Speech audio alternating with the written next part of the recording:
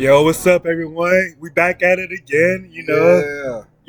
Disturbing the Peace podcast with Aaron Nance and Jeffrey Foster, Dr. there Jeffrey you go. Foster. Put some respect, not respect, respect. RESPECK Yes.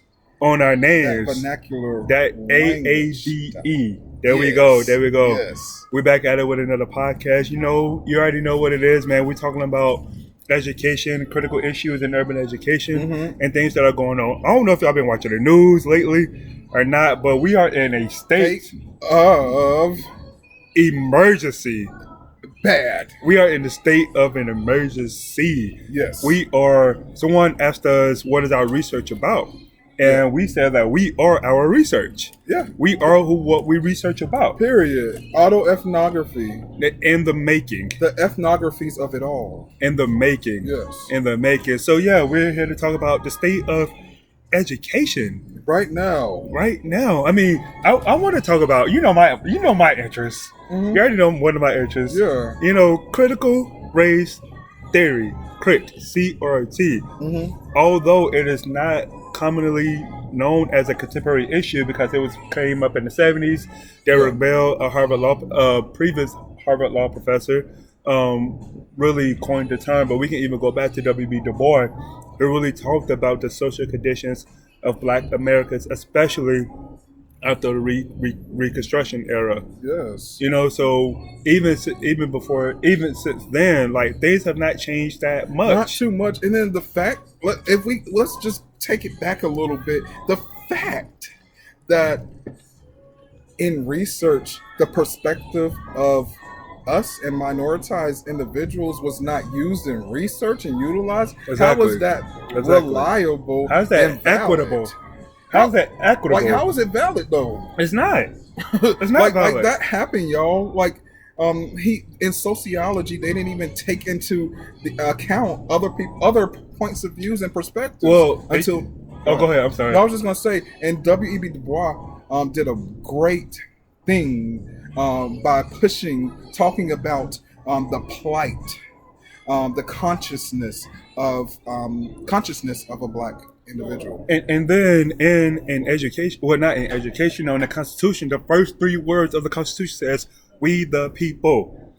That's what it says. So if the first three letters of the Constitution is "We the people," what people are you talking about? That part. What people are you talking about? First of all, who wrote the Constitution? Let's start there.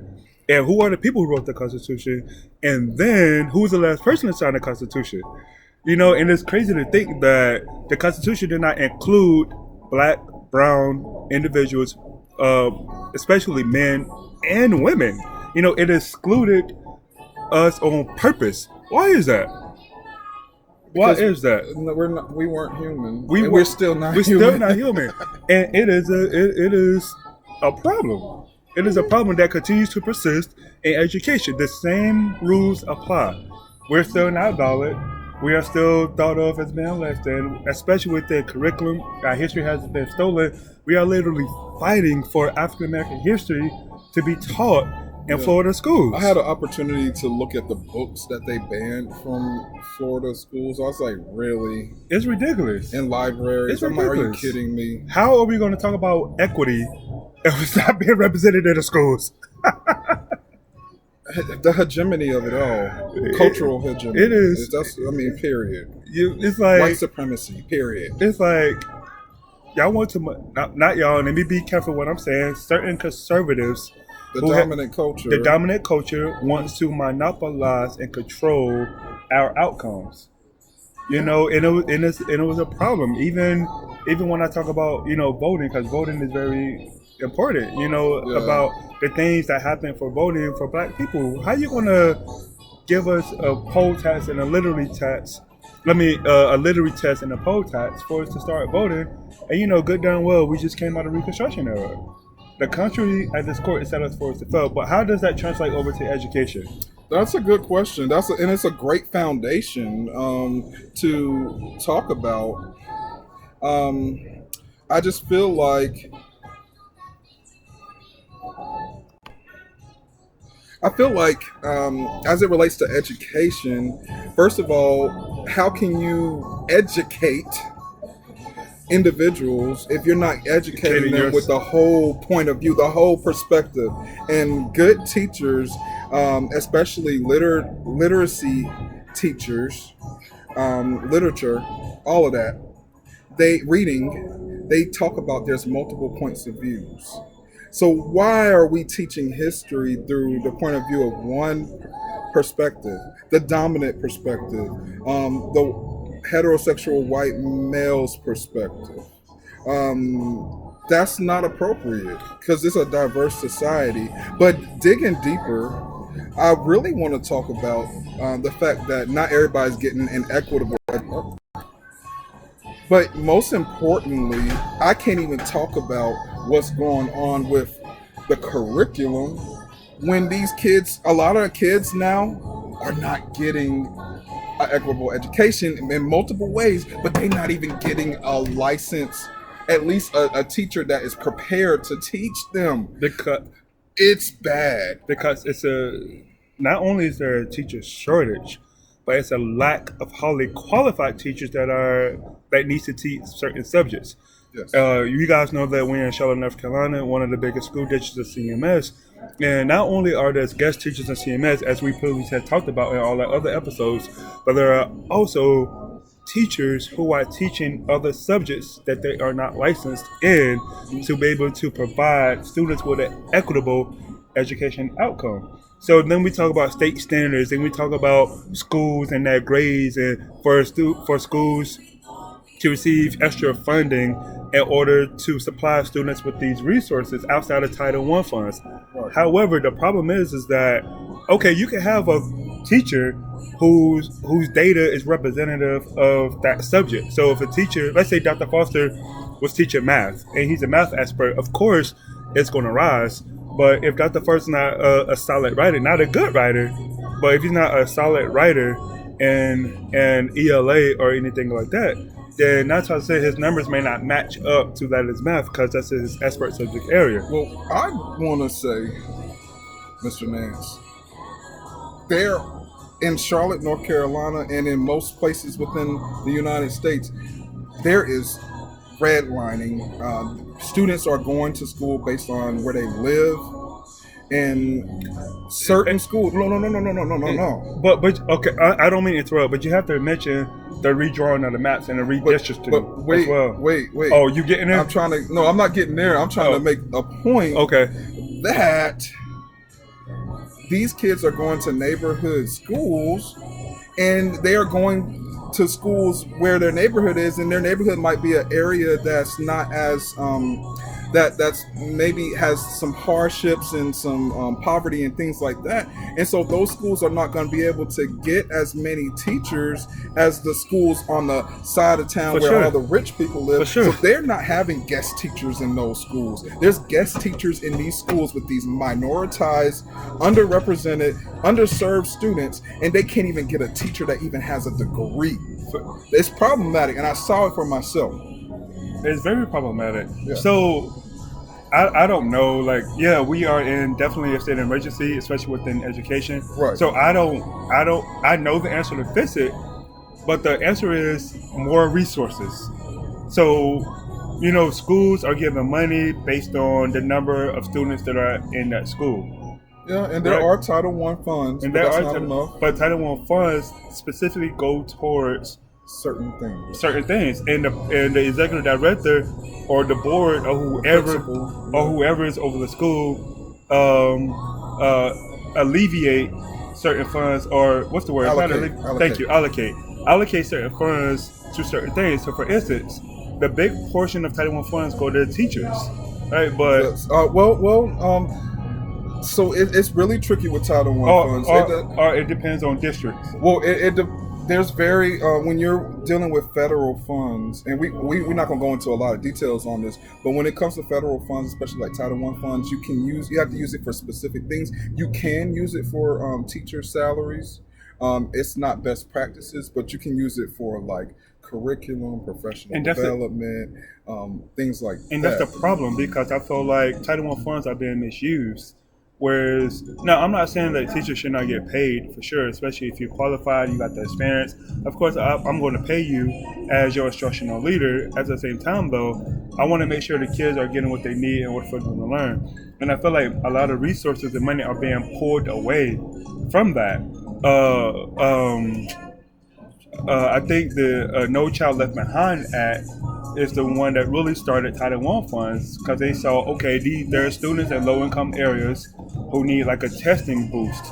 And so that's how Title I funds became instituted. Well, So, it goes. I hate to interrupt you, but that's going to have to be another podcast topic because it goes back further than that oh, I'm sure. to Nixon, and this whole high stakes testing thing is all a scam, a fraud, and to make people money. It's prejudicial. Yeah. So can we put a Pause pause on on that that, because that's going to be a whole because we're Yeah. going to go all the way in when it comes to that. Yeah. Okay. So I guess my point is that because Title I funds are being allocated properly and they're being misused, students. I mean, there's a plethora of reasons why students not getting the resources that they need to be successful, right? But I feel like the misuse of funds is definitely one of them. And then you have to go back and restructure everything that was already done beforehand. There, and then that's where I've been reading a book by Bettina Love, her newest book, and I can't remember the title of it right now, but it talks about reformers and reformation, and reformation is not created with the black child in mind. And so we have all these reforms, different things going on. But it's not working. It's not. It's not and we working. know what works. I mean, certain things are working, and Darling Hammond does a lot of research on the top performing jurisdictions in the world. Right. And they're doing a lot better, but they're doing different things than the United States. But the United States still continues to do the same thing over and over again. Because it's a systemic issue. And until we address at the root cause, this problem is going to always persist. And it behooves those who are in power to restructure the system. But to restructure the system means to get rid of the social and the political nuances that are there. Getting rid, and then it's leveraging power as well. You know, we talked about power and privilege. Who has the power? Who has the privilege? What makes somebody powerful over privilege? But I just can't help but to think. I mean, and I understand all of that. Those are things that have been happening for a long time. But right now, I have never in my life seen the fact that it's okay to have a guest teacher in the classroom. Like that's my And issue. the only thing you need is a high school diploma. Like what? Really? Yes. A high school diploma. So since That's my problem. Since you're on that topic, Yeah. and I'm gonna be vulnerable with you, Dr. Foster, and everybody here, is that I'm worried about if I want to have children or not, because I don't want to bring my children up into a system that doesn't prepare them for the future, whatever that future holds, whatever that future means, whatever. Because as educators, it's like, no, you need to get certain things. You need, and I don't want to send my child to a private school because that's a whole nother issue. That's a whole nother topic about sending children to private school versus public school, because you know what? We're gonna put a pin in that. We're going to have to We're gonna put a because pin in that. there's a lot of factors and there's a lot of things going on, and I just want to hear what y'all have to say about this. What do you have to say about the state of education right now? I just the neighborhood that I live in right now is assigned to schools that have so many guest teachers, and if I had a child right now, they would have these teachers. Yeah. And I'm sure there's some good guest teachers out there. They're not prepared, but they're good and passionate. But my children deserve to have a qualified teacher. Yeah. Would you want to have a guest doctor if something was going on with I you? would not. But it's okay to have would a not. guest teacher. I would not.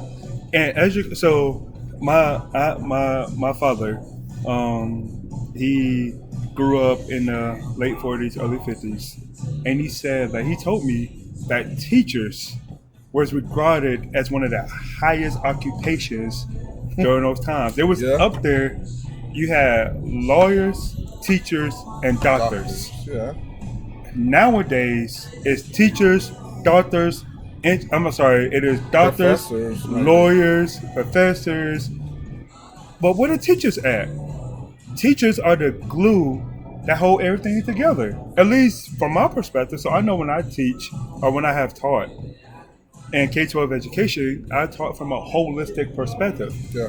Now, and most of my experience has been charter schools, so we teach from Common Core standards, and then we use the state standards to back up what we are doing with the Common Core standards. Yeah, we use the state standards that are derived from the Common Core standards. That are yeah. derived. Thank you for cleaning that up for me. Mm-hmm. And so, by doing that, I was able to give my students a holistic educational approach. It wasn't the fact that, yes, I had a pacing guide, yes, I had lesson plans, and yes, I had times and things of that nature, but if a student's not getting what they need in order for them to be successful, okay, let's reteach that lesson. Right. Let's scaffold. Let me do informal assessments to make sure that you are really gauging the material. And if not, okay, what is it about me? I need to do a reflective practice on myself to make sure my students are growing. Not growing in the sense for the state's test, but growing as an individual child. Because ultimately, school is supposed to prepare you to be a product of society, which is also a Eurocentric ideology. Yeah, schooling versus education. They're two completely different. Two different completely things. Yeah, but on that. Okay. Oh, my bad. Yeah, that's all we have for today. We could go on and on and on. We're so passionate about this topic. Oh my gosh! Yeah. But let's recap for today. So the Okay. state of education, there's a lot of contemporary issues that has happened and that continues to happen in education. Right. And use your voice. Don't be afraid to speak up. Right. If you do not speak up, you're just as worse as those who are making the decisions within that educational system. For your silence will not protect you. That's Or it. your family. Or anyone of that nature.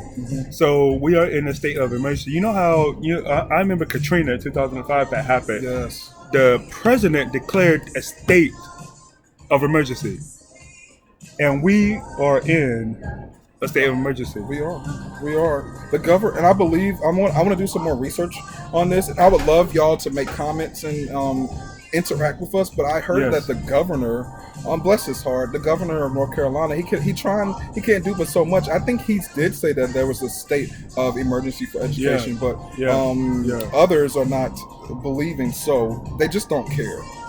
And I just this is something that's near and dear to my heart. Something's got to give. Something's got to give. Okay. Something's got to give. And on that topic, since we've been honest, we didn't do this podcast for likes and try to get famous. We did it to make a systemic change within the educational system. Yeah. We are working to change the core. And hear me when I say the core of education. This is why disturbing the pieces is. We talk about things that y'all don't want to talk about, and that's okay. That's why we're here. That's why we are here. We gonna let it out. Yes, exactly. Yeah. We have to. Again, we are our research. Yeah. And we have to be fervent in that and believe in it and stand on it as it pertains to our black and brown children who are continuously being suspended, expelled, mistreated, ostracized, undereducated, the miseducation of the Negro. Please get that book. The school to prison pipeline is real. Our students in special education. Why does the South Side have more resources than the students on the West Side of Charlotte, or Alabama, or Texas, or the fact that there Florida? is a side It's a problematic. You know, W.E.B. Du Bois said in his critically acclaimed novel, "The Souls of Black Folk," is that the problem of the 20th century is the problem of the color line, and yet that still persists today. Yes. I'm going to leave you with that. Thank you guys for watching. Please like, subscribe, comment. We're going to start, once we get more followers, we're going to start going live because we want to hear y'all's feedback. We do. We want to make sure that you guys are commenting, and we want to just have dialogue with you guys. So if we do a live, please join. Yes. Tell other people, educators. You don't even have to be an educator. If you have a child at home that you're teaching, you're an educator. Yep. If you have nieces and nephews, you're teaching them how to tie that shoe, you are educating. Educator just doesn't specifically mean I am a teacher at a K-12 too, keep teaching my child or a student. It's a holistic approach. If you are in any way involved within a child's life, you, my friend, brother, sister, family, are an educator. Yes. Close us out, Dr. Foster. Well, I'm gonna try to remember this quote right quick. Education is the biggest tool to dismantle and create change. Education is a weapon. Use it. Use it. Be about it. Be about it. Don't talk about it. Be about it. One thing. That's it. Should I? Okay. Well, I'm sorry. One more. One last thing. Athena Shakur. As most of y'all probably know, she was the mother of Tupac Shakur.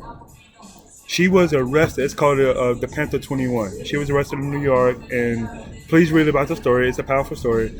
And then she went to court, and she represented herself, and she was acquitted of all her charges because it's something that she believed in. She fought. She advocated.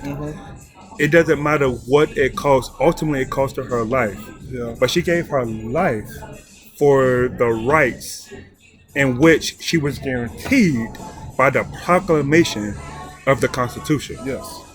So, in other words, and in closing, I would say that to the late, great John Lewis, it is okay. It is all right to get in good trouble. Yes, because for the master's tools will never dismantle the master's house, Audrey Lorde.